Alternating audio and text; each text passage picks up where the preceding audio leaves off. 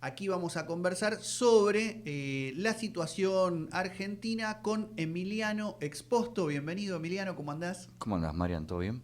Bien, bien, aquí estamos, bueno, recibiéndote para conversar un poco sobre tus temas, así que vamos a presentarte ante el público. Emiliano es investigador, activista en salud mental, forma parte de la editorial Coloquio de Perros, que podríamos decir es especializada en temas de salud mental y ha publicado, bueno, unas cuantas cosas, pero el libro que anda circulando desde hace un tiempo es Las máquinas psíquicas por Nido de Vacas, una segunda edición corregida, ampliada, recauchutada, después podremos también charlar sobre eso. Así que para comenzar, me gustaría preguntarte cómo estás viendo la situación de ese campo que podría definirse como de la cuestión anímica, subjetiva, Ujú. que vos insistís en llamarlo salud mental, en la Argentina de el gobierno libertariano de Javier Milei, ¿no? Es decir, ¿cómo estás viendo las fuerzas anímicas de estos meses en Argentina? Qué difícil, ¿no? Como si uno tendría que invocar una espiritualidad anímica. A mí me dan tres impresiones. La primera es que decir salud mental es importante señalar que no hay que acotarlo al campo profesional de la salud mental, al campo de las disciplinas de la psicología, de la psiquiatría, del psicoanálisis, etcétera, o al sistema de la salud mental, ¿no? Todos los dispositivos públicos, privados, las clínicas, los hospitales, etcétera.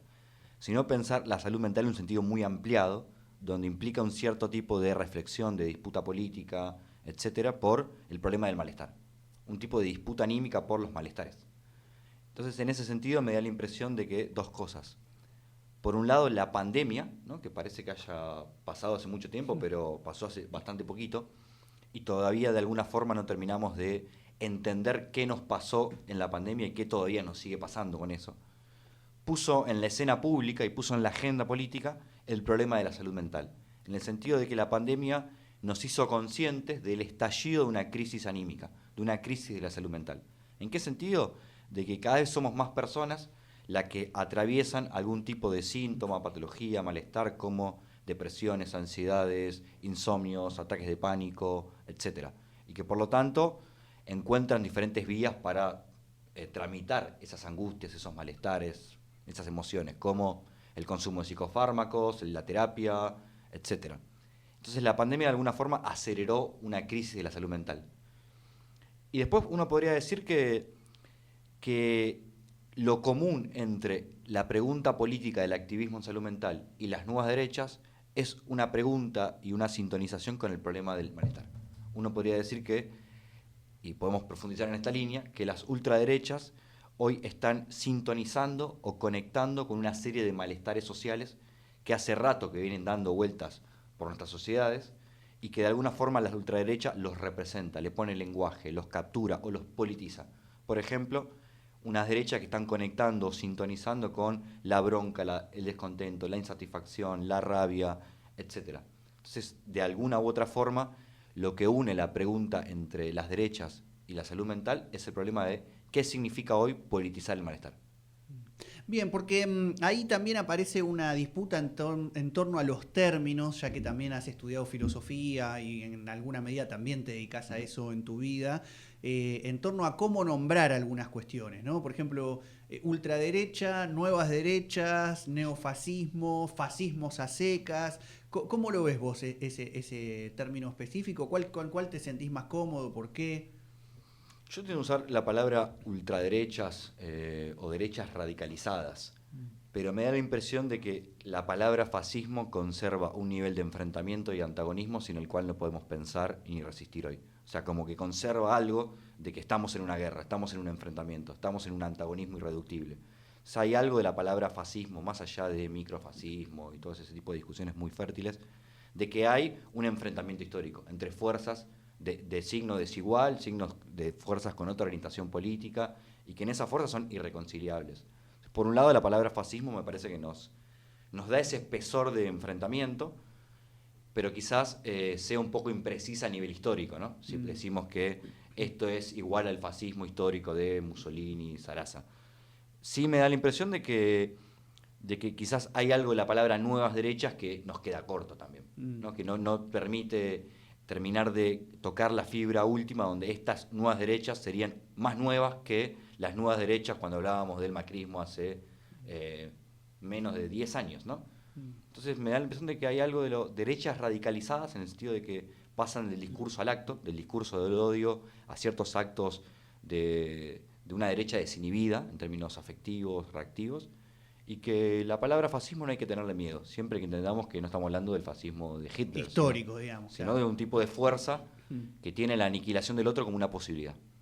Y lo mismo sucede en torno a salud mental, ¿no? Aparece un poco como el debate de cómo caracterizarlo. Muchas veces salud mental va de la mano de derechos humanos, por ejemplo, ¿no? Salud mental y derechos humanos, o problemas de la subjetividad y la salud mental, ¿no? Como que se van acompañando un poco a veces los términos con otros para poner, digamos, en común una serie de problemáticas que siempre queda corta una o dos palabras, ¿no? Sí, sí. Vos un poco venís insistiendo en el uso del término salud mental. Me gustaría que compartas un poco con la audiencia por qué fertilidad ves y si ves algunas limitaciones también.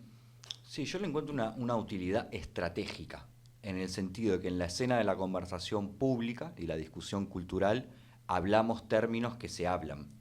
Uno tiene que utilizar términos al uso, no puede venir con una nomenclatura, un nombre sacado de la galera, no hay un lenguaje privado. Y salud mental hoy está nombrando muchas más cosas de lo que nombró siempre. Si antes nombraba el sistema de la psiquiatría o la práctica profesional de los psicólogos, hoy está nombrando una serie de problemáticas de la subjetividad, de malestares, de emociones, de afectos, etc. Y uno, desde redes sociales hasta círculos activistas que no tienen que ver estrictamente con la salud mental, por ejemplo, transfeminismos, activismos anticarcelarios o activismos en relación a la vivienda o activismos en relación a ciertas economías populares, etc., le están prestando atención a la salud mental porque ya es imposible no prestar atención. Esto es, no le podemos dejar de prestar atención al malestar. Sí me parece que es un término que yo intento que hagamos un uso estratégico, pero sabiendo que tiene muchas limitaciones. Fundamentalmente, la salud y lo mental, ¿no? Porque lo mental da la impresión de que sería la mente separada del cuerpo, y todos sabemos que una depresión o una ansiedad duele y duele en el cuerpo, o se siente en el cuerpo, donde lo mental y lo corporal nunca estuvieron separados. Es una ficción medio torpe.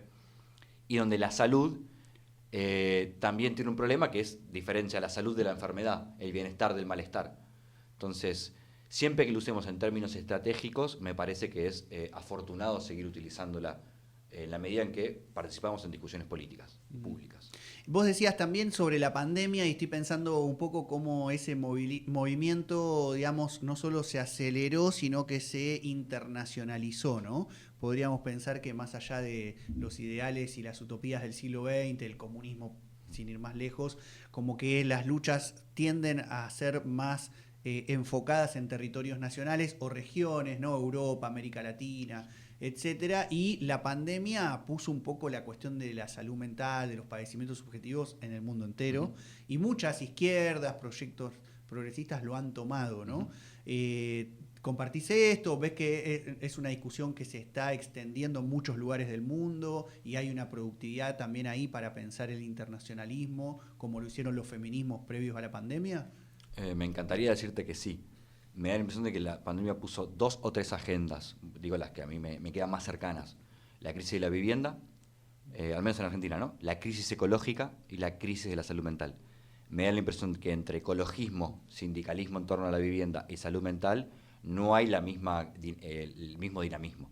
El ecologismo es un movimiento internacional con particularidades locales. En Argentina no es lo mismo el ecologismo de la Patagonia o el ecologismo territorial contra el extractivismo que el ecologismo francés, por decir una. Pero hay sí una agenda política internacionalista. El problema de la vivienda quizás tenga algunas otras complicaciones que no podría dar cuenta, pero la salud mental me parece que todavía no es una agenda política internacional desde el punto de vista del activismo. No hay un activismo, un movimiento de salud mental autoconsciente con una agenda política propia. Hay activismos más o menos dispersos, donde podemos diferenciar un activismo de profesionales de la salud mental, un clásico activismo. Con una larga historia en Argentina. Con una larga historia en Argentina, que viene del movimiento de trabajadores de la salud mental en la década del 60 y 70, ligado a los movimientos emancipatorios y revolucionarios, que es el que termina ligando con salud mental y derechos humanos en la ley, en la sanción de la última ley de salud mental en Argentina hace 10 años, el que hace años que disputa por el cierre de los manicomios. Es un activismo en una mezcla entre profesionales, familiares y algunos usuarios. Y después en el mundo viene creciendo cada vez más, insisto, de una manera minoritaria todavía, lo que algunos llamamos activismo en primera persona, que son personas que o estuvieron en el manicomio o atravesaron diferentes padecimientos psíquicos emocionales, anorexia, intento de suicidio, depresiones, ansiedades, etcétera, y tratando de pensar en primera persona esos problemas políticamente. Esto es, ¿qué tiene que ver la ansiedad con las condiciones materiales de vida? ¿Qué tiene que ver una depresión con cómo vivimos el trabajo, cuáles son los niveles de explotación, cómo está la ciudad, cómo está la crisis climática? Ese tipo de preguntas se vienen haciendo en un activismo, insisto, que es muy minoritario, pero que ha crecido muchísimo en los últimos 5 o 6 años.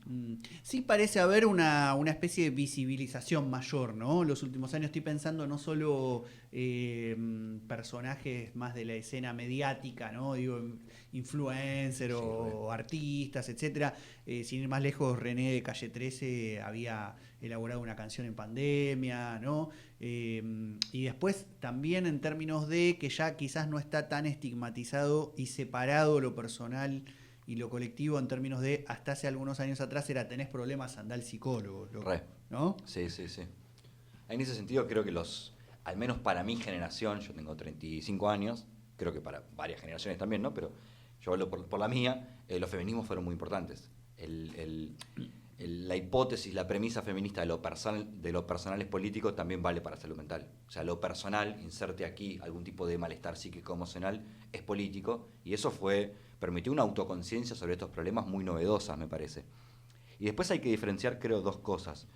Un activismo, una serie de luchas autoconscientes que tienen intereses de politización emancipatoria, de toda una serie de discursos en la escena pública o mediática o de redes sociales, donde salen diferentes famosos cantantes, deportistas, etcétera, a sacar del closet sus problemas de salud mental y desde una mirada que muchas veces es individualista, que es una mirada que no permite o no habilita la politización de esos problemas, sino que saca del closet casi de manera sacrificial, de manera victimizada y con un discurso por momentos muy de superación mágica del malestar y muy de autoayuda y que siempre queda en el reducto de lo individual. Y después, por último, hay otra variante que vengo leyendo en el último tiempo y que me sorprendió mucho, que es el último libro de Agustín Laje. Agustín Laje, que es el intelectual, filósofo cordobés, de alguna forma uno de los grandes intelectuales de la ultraderecha argentina y regional, escribió un último libro que se llama Generación Idiota, y en ese libro empieza, para tratar de conectar la rebeldía de derecha con las rebeldías juveniles de la hora, con la crisis de la salud mental.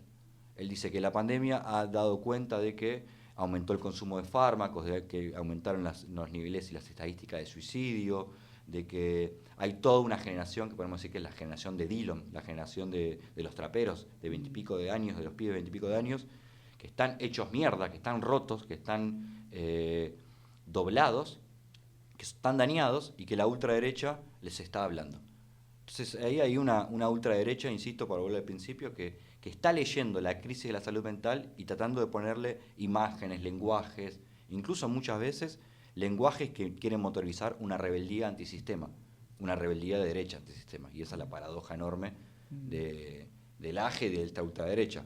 Claro, que ahí, bueno, justo te iba a preguntar para pensar lo específicamente coyuntural argentino, cómo estás viendo esa cuestión, ¿no? Es decir, qué pasa con las subjetividades en estos meses, ¿no? Que han sido tan tremendos en lo económico, en lo social, de desconcierto político, pero que parece ser que no aparece demasiado tampoco la discusión pública sobre cuáles son los efectos subjetivos que tiene una ofensiva tan tremenda como la que está padeciendo el pueblo argentino a partir del 10 de diciembre del año pasado, ¿no? Sí, a mí me dan dos impresiones. Por un lado, una temporalidad un poco más larga. Me da la impresión que si uno dice que la ultraderecha o Milei están oficiando como traductores de una serie de pasiones amargas, muy ásperas, que andan dando vueltas por el campo social, eso no pasa desde el 10 de diciembre en adelante. Hace muchos años que hay un profundo descontento, una profunda insatisfacción, un profundo desprecio incluso por una democracia de la derrota que hace años que es incapaz de educar, de sanar y de cumplir con sus propias promesas. Hace años que hay un rechazo a lo que la ultraderecha llama la casta, ¿no? Entonces, el descontento, la insatisfacción, la amargura, la bronca, el odio, antecede al 10 de diciembre. La ultraderecha montó una escena de representación o de politización por derecha de esa bronca, de esas pasiones tan oscuras. Entonces, primero conectar con una temporalidad más larga. Y en esa temporalidad más larga también la ultraderecha no solo pudo conectar con esas pasiones extrañas y molestas, sino que también ofrecer una serie de imágenes de felicidad, de bienestar y de futuro que las izquierdas hace tiempo que no podemos ofrecer. Por más que nos digan que vamos a hacer, no sé, Finlandia, o que una serie de imágenes de futuro que propone la ultraderecha, que por ejemplo es la única capaz de hablar de guita de manera muy concreta. Entonces ahí me parece que hay una especie de primero sufrir para llegar a un futuro que están prometiendo las ultraderecha, y que eso todavía yo no sé muy bien cómo pensar, ¿no? Esta idea de primero hay que saber sufrir, que fue el discurso de los mundialistas en el último mundial, ¿no? En Qatar. Primero hay que sufrir para llegar a la final. Bueno, hay algo del sacrificio que se está haciendo para llegar a esos fantasías de felicidad que está proponiendo La Libertad Avanza, que no entiendo muy bien cómo pensar todavía. Pero insisto que me parece que la temporalidad no es del 10 de diciembre, es una temporalidad que tiene al menos 10 años. Sí, quizás lo que habría que pensar ahí que sí hay un fechaje mucho más claro en relación al 10 de diciembre de 2023 hasta ahora, que son la aceleración de una precarización generalizada de la vida, Sin dudas. Que impacta subjetivamente de un modo diferente a como podía impactar en el gobierno anterior o incluso en el macrismo, ¿no? Sí, sí. Quizás ahí en donde empieza a verse como algo agrietado, que también le pasó al progresismo en algún momento, en relación a la distancia entre el relato o cierto discurso y la materialidad de la vida, ¿no? Me da la sensación de que hay algo ahí de cómo se están ajustando los zapatos, digamos, en estos meses, que hay que ver cuánto se soporta, ¿no? En términos de sufrir un tiempo si no llegan ninguna buenas novedades. Claro, claro. En el corto plazo, ¿no? Y cómo eso impacta, me pregunto un poco también, ¿no? Como esa inquietud por, bueno, cómo empieza a procesarse también subjetivamente en una Argentina en donde vemos también eso, ¿no? Que los sectores del peronismo, de las izquierdas, parecen procesarlo de un modo bastante parecido al que se procesaron otras coyunturas muy diferentes, ¿no? Sí, Entonces sí. las salidas y las propuestas aparecen como un poco una repetición de cuestiones anteriores. Sí, y ahí habría que pensar, para seguir con este hilo de disputa anímica, si las izquierdas, el progresismo, etcétera, por momentos no somos demasiado discursivos, demasiado argumentales, demasiado, por momentos, solemnes, esto es, demasiado teóricos. Que hay un zócalo emocional, un zócalo en los cuerpos, un zócalo de los afectos, del suelo sensible que no podemos rascar, o que rascamos en algunos momentos de la historia. ¿A qué voy con esto? Que más allá de lo que le pase al cuerpo del otro, ¿no? El cuerpo de las personas que votaron a Milei, centrémonos en nuestras propias experiencias, me da la impresión de que nosotros estamos de alguna u otra forma, más allá de nuestras ideologías, nuestros discursos, etcétera, esa contradicción entre discurso y materia, nuestras subjetividades están totalmente formateadas por la vida capitalista. Estamos sobreadaptados a una serie de imperativos de productividad, de rendimiento, de ciertas formas de transacción con el éxito, de ciertos imperativos de competencia, de ciertos imperativos o mandatos de felicidad, etcétera. Pero fundamentalmente rendimiento, productividad y competencia, que de alguna u otra forma estamos sobreadaptados a eso. Siempre queremos más. Nunca es suficiente, ¿no? Como esa pulsión de un deseo del capital que me da la impresión de que yo puedo pensar en contra de ese deseo, pero no puedo sino comportarme de alguna u otra forma acorde a ese deseo. Y eso no es solo algo que le pasa a los votantes de Milei, entre comillas, que son votantes muy diversos a nivel demográfico, de edad, de clases, etcétera, sino que de alguna forma nos pasa a todos, esa sobreadaptación a la vida neoliberal más allá de lo que digamos a nivel discursivo. Pero también, como nos rompemos, también no estamos del todo adecuados a eso. Hay algo de nosotros que no encaja, porque nos rebelamos, porque resistimos, porque nos enfermamos, pero me da la impresión de que la política pasa cada vez más por algún nivel de lo emocional y lo afectivo, no solo, ¿no? Hay un nivel estratégico, tecnológico, táctico, ideológico, pero hay un nivel afectivo, libidinal, a nivel del deseo, etcétera, que las izquierdas no sabemos nada de los cuerpos. No sabemos nada de los cuerpos. Y no podemos sintonizar con eso, somos demasiado discursivos. Sí, me parece que ahí hay algo de las imágenes que vos planteabas que se pueden ver expresadas quizás en esta idea de carrera académica, carrera política, carrera comunicacional de izquierda o progresista o nacional popular, digo, ¿no? Pienso en el influencer, el gran académico, o en el diputado, el concejal, etcétera, etcétera, ¿no? Sí, Como sí. que aparecen además imágenes muy individuales de una lucha que siempre se supo colectiva y se enuncia como en términos de una experiencia colectiva, pero que después termina muchas veces pasando por estas figuras, ¿no? La del influencer comunicacional, el académico universitario o el funcionario o la carrera profesional política, ¿no? Eso es... Sí, sí, y no solo ese individualismo competitivo medio rapaz, ¿no? De que muchas veces incluso nosotros vendemos por colectivo algo que no es en el último lugar algo individual, pero la confusión entre nuestras vidas y el trabajo es cada vez más insoportable, ¿no? La confusión entre vida y trabajo, que no haya lugares de ocio, lugares de esparcimiento, un reducto entre que vida y trabajo se hayan confundido tanto en los últimos años, ¿no? Ya no solo el espacio de trabajo y el espacio de vida, para los que, por ejemplo, como yo, hacemos teletrabajo, no estoy diciendo que todas las personas hagan eso, pero el tiempo de trabajo y el tiempo de vida están cada vez más confundidos. Trabajamos, y eso no llegamos a poder pensar del todo cuál es el impacto psíquico y emocional de eso. O sea, cuál es el impacto psíquico, anímico de tener vidas tomadas por considerarnos a nosotros casi un capital que hay que aumentar, valorizar, capitalizar constantemente. Todo vínculo es algo a capitalizar, todo vínculo es un contacto, no un vínculo, una amistad posible. Un contacto, algo para capitalizar, para autovalorizar, etc. Y siempre queremos más. Y el cuerpo dice, hasta acá llegué a veces. Y ahí es donde entra una discusión que me parece que es sobre el malestar. Estamos conversando con Emiliano Exposto, autor del libro Las máquinas psíquicas, activista en salud mental, egresado de la Facultad de Filosofía y Letras de la Universidad de Buenos Aires, la ya ahora más popularizada PUAN a partir de la película, Sí, ya sí. menos reducto, y también es integrante de la editorial Coloquio de Perros. Así que para cerrar esta conversación en Fe de Ratas, aquí en AM830 Radio del Pueblo, preguntarte un poquito por esa experiencia. Es una experiencia bastante reciente que nace en un momento de crisis de costo del papel, crisis de venta de libros en las librerías y crisis de el formato libro físico para la lectura. Y así todo han sacado un montón de títulos y por lo que uno más o menos sabe, han circulado bastante, por lo menos en un cierto nicho de personas interesadas en esta temática. Así que, Emi, para despedirnos, un ratito que puedas contarnos sobre la experiencia de la editorial, difundirla, dónde se pueden conseguir los libros,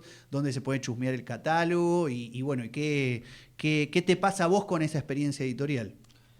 La editorial se llama Coloquio de Perros, la pueden buscar como Coloquio de Perros Editorial en Instagram o en Google, a la página web de la editorial. Existe hace 2 años, nos dedicamos al cruce entre filosofía, política y salud mental, ¿no?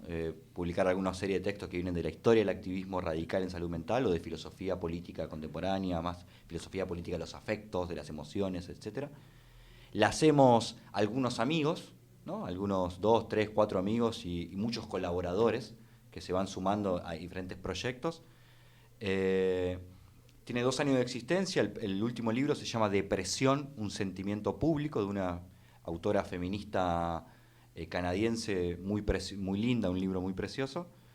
Y sí, estamos efectivamente sacando 3, 4 libros por año, y fundamentalmente a mí la editorial es uno de los proyectos que llevé adelante después de 10 años de proyectos colectivos de alguna u otra forma, uno de los proyectos que más satisfacciones me trajo. No sé muy bien por qué, pero hacer existir algo así como un libro que no existía es siempre una sensación muy extraña y muy gratificante. Y para finalizar, el objetivo del Coloquio de Perros es, a partir de una serie de los libros, introducir discusiones políticas en eso que llamamos salud mental. Usar el libro como una práctica política en sí misma, un espacio de encuentro. Bien, Emiliano Exposto acá conversando un poco sobre todos estos temas, política, salud mental, subjetividad, filosofía.